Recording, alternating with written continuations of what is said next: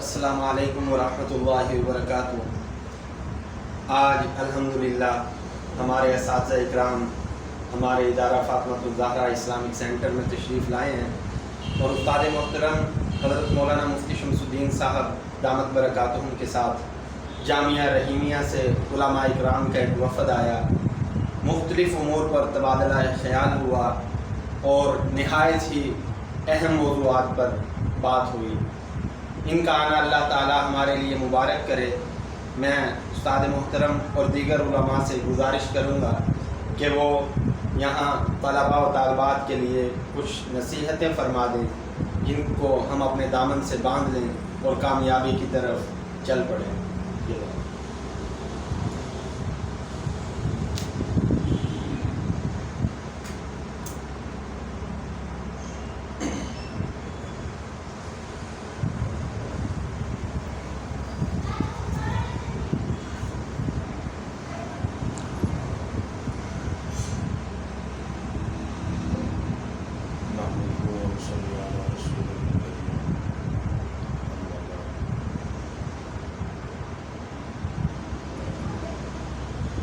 آج پہلی مرتبہ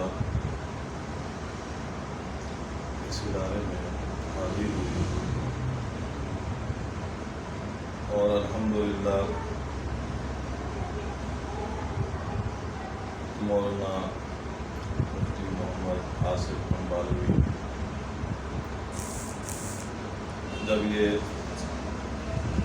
جامعہ حقانیہ سریوال سرگودا میں پڑھتے تھے اس وقت کئیوں کے ذہن میں یہ بات آتی تھی کہ معلوم نہیں کہ یہ بچہ تکمیل کر پائے گا یا نہیں، جیسے ان کی طبیعت اور ان کے اندر ان کا مزاج اور ان کی طبیعت میں شوخی دیکھی جاتی تھی، اس سے کئیوں کو یہ اندازہ ہوتا تھا کہ معلوم نہیں کہ یہ دورہ حدیث کرے گا یا نہیں کرے گا، آگے پڑھ سکے گا یا نہیں پڑھ سکے گا۔ لیکن الحمدللہ دورہ حدیث بھی ہوا، پھر انہوں نے تفسر بھی کیا اور اب اس وقت پہلی مرتبہ اور کافی عرصے کے بعد ان کی زیارت اور ملاقات ہوئی۔ یہاں یہ جس شعبے میں کام کر رہے ہیں،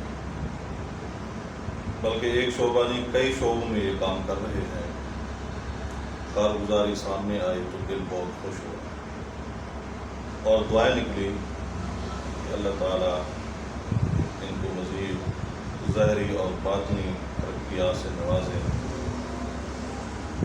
اس وقت یہ مختلف جگہ پر الحمدللہ کئی ادارے چلا رہے ہیں اور جہاں ہم بیٹھے ہیں یہ تقریباً 3 ماہ قبل انہوں نے یہاں شروع کیا جامعہ فاطمۃ الزہرا اسلامک سینٹر کے نام سے، اور یہاں دینی تعلیم کے ساتھ ساتھ عصری تعلیم کا بھی انتظام ہے اور ماشاءاللہ ماحول بہت ہی عمدہ ہے، ہر لحاظ سے، تعلیمی لحاظ سے بھی، تربیتی لحاظ سے بھی، ہر لحاظ سے۔ اور اسی طرح ان کے مختلف اور بھی ادارے ہیں، دار مریم ہے اور دار مصطفیٰ ہے، اسی طرح مساجد ہیں اور ایک جگہ پر مسلم شریف کا درس بھی دے رہے ہیں، کئی جگہ پر سکولوں میں، یونیورسٹی میں، کئی جگہ پر ان کا لیکچر بھی ہوتا ہے۔ اور اسی سلسلے میں ملتان کے قریب 14 پل وہاں بھی تشریف لائے۔ تو بہرحال یہ الحمدللہ اس وقت بہت ہی اللہ تبارک و تعالیٰ کے فضل سے دینی کاموں میں اور اس میں لگے ہوئے ہیں اور خوب محنت کر رہے ہیں. تو ان سے ملاقات کر کے اور ان کے حالات جان کر بہت خوشی ہوئی. اور ایک بات ذہن کے اندر آئی وہ میں عرض کرنا چاہوں گا کہ جس کی وجہ سے آج یہ الحمدللہ ترقی پر ہے اور بزرگوں کو اعتماد ہے، خصوصاً میرے محسن اور مشفق استاد فقیر ابن فقیر الاس حضرت مولانا مفتی سید عبدالقدوس دروزی دام برکاتہ عالیہ وعافاکم اللہ تعالی باللہ. ان کی پوری سرپرستی ان کو حاصل ہے. یہ صرف ایک وجہ میری سمجھ میں آتی ہے کہ ان کی ترقی کا راز، ان کی مقبولیت کا راز، ہر عام خاص میں مقبول ہونے کی وجہ، تو صرف ایک وجہ مجھے سامنے نظر آ رہی ہے. اور شروع سے زمانۂ طالب علمی سے ان کے اندر یہ چیز بہت زیادہ تھی. چونکہ ابتدائی درجات میں یہ ہم سے پڑھے اور پھر اس کے بعد توضیح کے اسباب تک یہ ہم سے پڑھے. ایک بات ان کے اندر نمایاں تھی اور اب بھی ہے، اور وہ یہ ہے کہ اپنے اساتذہ کا اور اپنے بڑوں اور بزرگوں کا ادب اور اعتماد، یہ چیز. اور سچی بات یہ ہے کہ یہی ایک بنیادی چیز ہے کہ جس کے اندر بھی یہ چیز ہے وہ ہمیشہ اس نے ترقی کی ہے.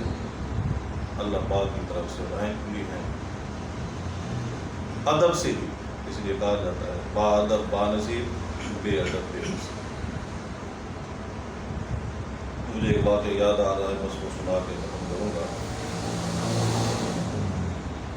قاسم العلوم والخیرات مولانا قاسم نانوتوی رحمۃ اللہ علیہ، جو براعظم ایشیا کی عظیم دینی درسگاہ دارالعلوم دیوبند کے بانی اور محترم تھے. ان کے شاگرد تھے ابتدائی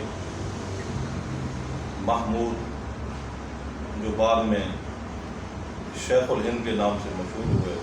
حضرت حکیم الامت مجدد تھانوی رحمۃ اللہ علیہ فرماتے تھے کہ حضرت کو شیخ الہند نہیں بلکہ شیخ عالم کہنا چاہیے. صرف شیخ الہند نہیں بلکہ پورے عالم کے، پورے جہان کے وہ شیخ. تو یہ ان کے شاگرد تھے.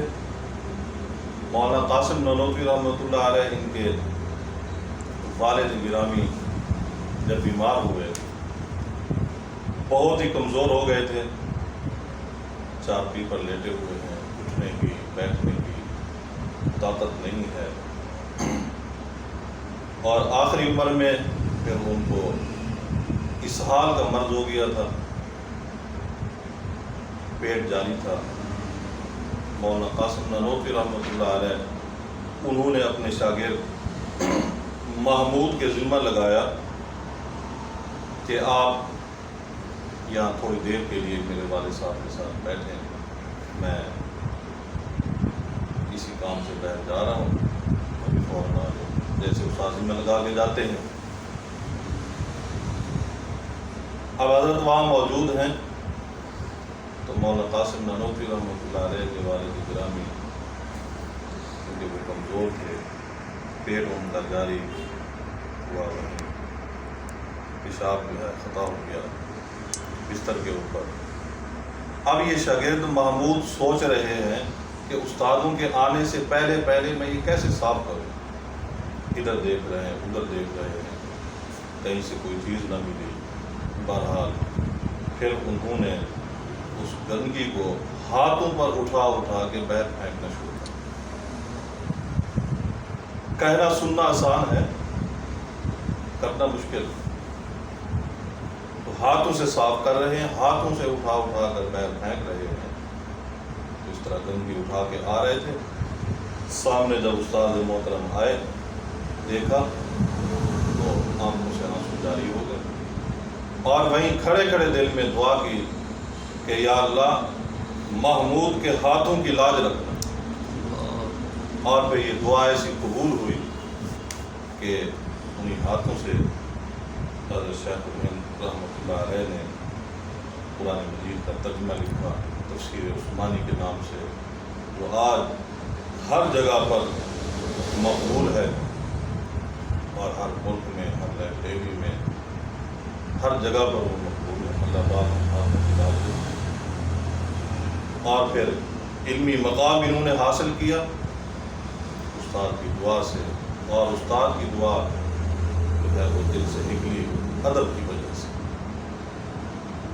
اور پھر اسی طرح حضرت شیخ الہند رحمۃ اللہ علیہ، ان کے آگے شاگرد شیخ العربی والعجم سید حسین احمد مدنی رحمۃ اللہ علیہ، بہت بڑے آدمی گزرے۔ تو جب مالٹا کی جیل کے اندر یہ جا رہے تھے تو حضرت حسین احمد مدنی رحمۃ اللہ علیہ یہ پڑھتے تھے، اور انہوں کے ساتھ گئے، حالانکہ گرفتاری کے دوران ان کے نہیں تھے، تو صرف استاد کی خدمت کی، وہاں چلے گئے۔ اب وہاں سوچ رہے ہیں کہ صبح و تہجد میں چونکہ میں نے پانی پیش کرنا ہے، پہلے پانی پیش کیا کرتا تھا، اور ٹھنڈا پانی ہے، استاد محترم کو تکلیف نہ ہو، تو ساری رات لحاف میں پانی کا لوٹا بھر کے اس کے اوپر اپنا سینہ رکھ کے سوئے رہے، اور اس سینے کی بھاپ سے پانی کو گرم کیا اور صبح پیش کر دیا۔ اور اللہ تبارک و تعالیٰ نے ان کو وہ مقام دیا حدیث کے اندر بھی اور ہر لحاظ سے، جو آج پوری دنیا ہر بندہ ان کو جانتا ہے۔ اسی طرح پھر ان کے شاگرد شیخ العربی والعجم سید حسین احمد مدنی رحمۃ اللہ علیہ، ان کے شاگرد مولانا مسیح اللہ خان صاحب رحمۃ اللہ علیہ، جو حضرت حکیم الامت مجدد ملت حضرت مولانا اشرف علی تھانوی رحمۃ اللہ علیہ، ان کے اجل خلفاء میں سے حضرت فرمایا کرتے تھے کہ مسیح اور وسیع دونوں بڑھ گئے، مسیح اور وسیع۔ شاہ وسیع اللہ محدث شاہ وسیع اللہ رحمۃ اللہ علیہ، انہوں نے فرمایا تھا نا کہ بھائی ہم نے تو طے کی اس طرح سے منزلیں، گرے گر کر اٹھے اور اٹھ کر چلے۔